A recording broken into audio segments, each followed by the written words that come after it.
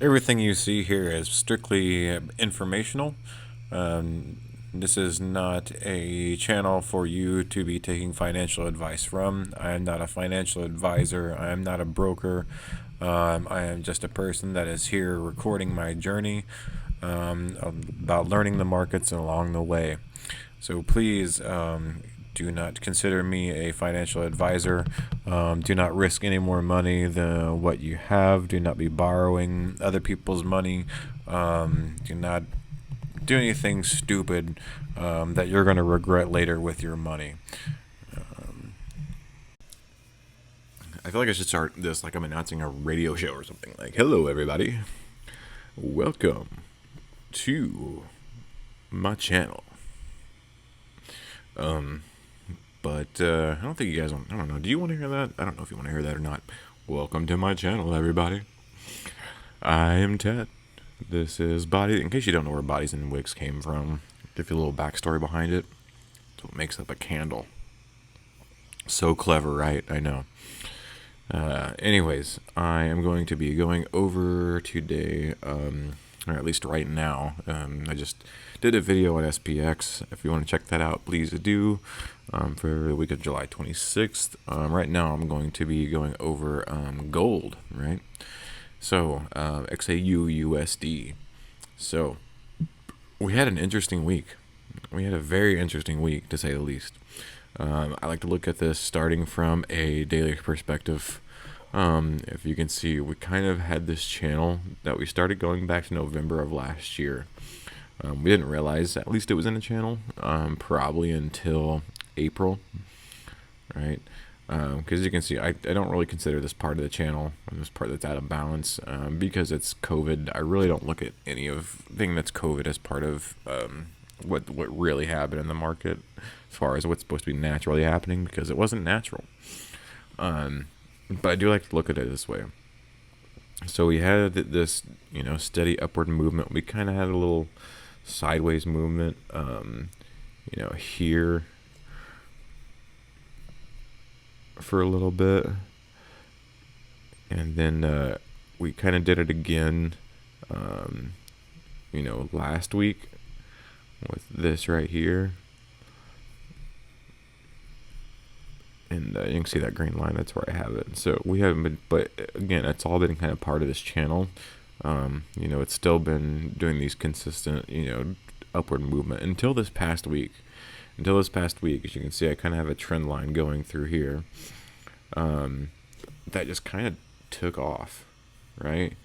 And I think everybody was thinking that, oh man, we're gonna hit a new high, and I thought we were too. I really honestly thought we were on our way to a new high until I looked at this and I was like, oh, it's actually at the top of the channel.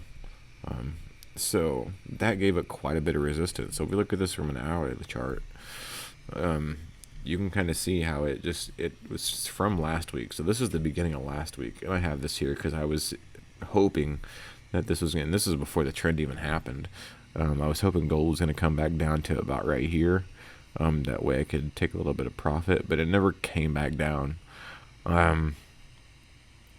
But that's what I was hoping on anyway, because it just looked like it had some strength going. So this was all 2 weeks ago, right? A little bit before that, I want to say. And then at the beginning of last week was when we had, so you can see it right here. This is Friday, all right, and it jumps over to Sunday, and then Sunday to Monday, and then it just continued upward the entire week. I mean, yeah, of course you did have its pullbacks and whatnot, but it just kept kind of going in levels, if you haven't noticed. So, it did this, and then, I have this one already kind of marked out for you. Well, this is where I'm expecting it to come back to. I'll get to that in just a second. And then we had this most recent one. So we had this tier 2, right? And then we had this, which is the green line here. And actually that's where I placed my last trade.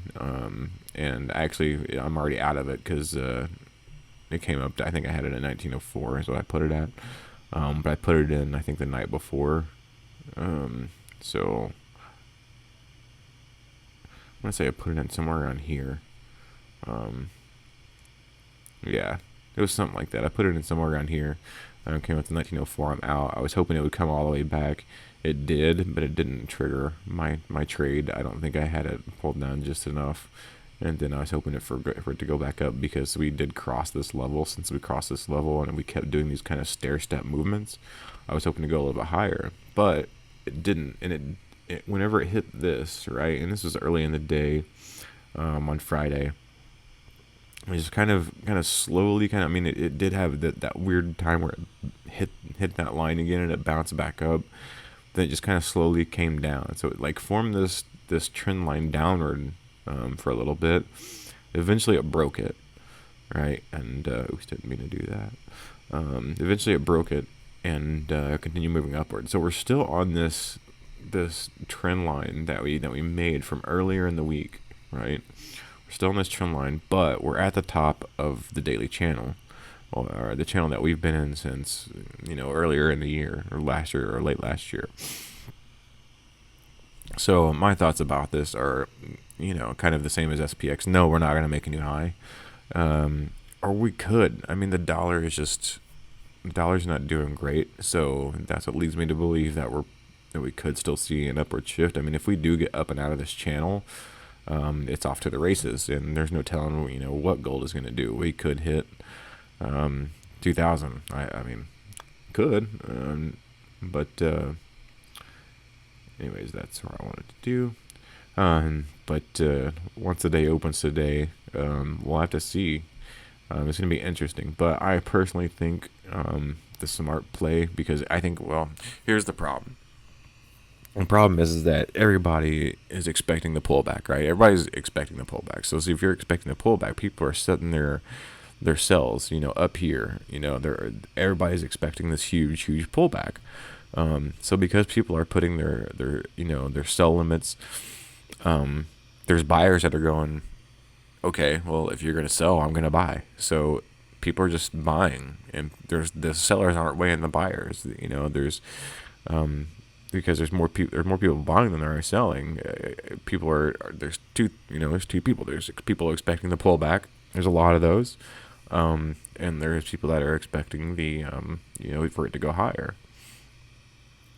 But we did hit this daily channel, which gave us that resistance. And if we want to look at this in the day, I'll show you. So,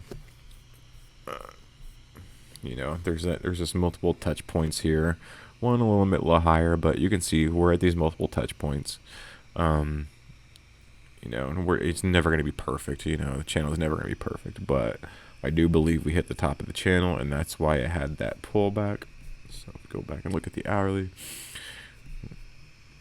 We had this, little pullback, and we're not getting much higher than that. So it's kind of getting itself in this corner right now. So because it's kind of putting itself in this corner, we're gonna have to just watch and see how it reacts.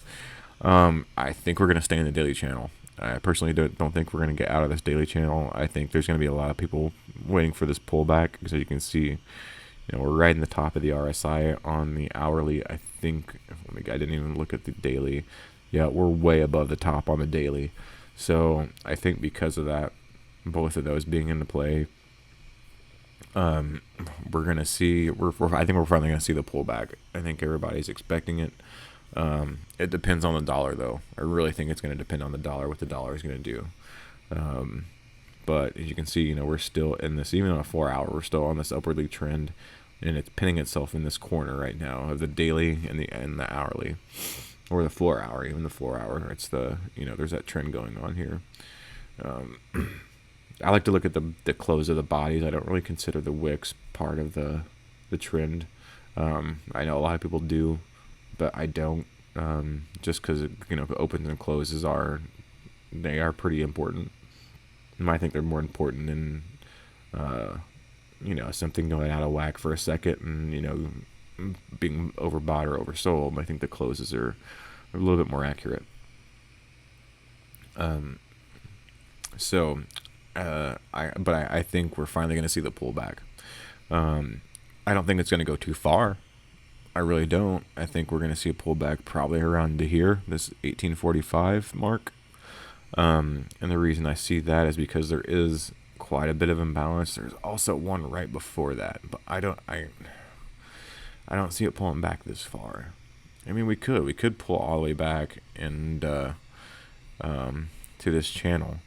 I haven't really done an Elliott wave on this just because the movements that it's made are just kind of wonky. It's kind of hard to define it, so I really haven't done like an Elliott wave. I've just been kind of looking at this compared to the dollar.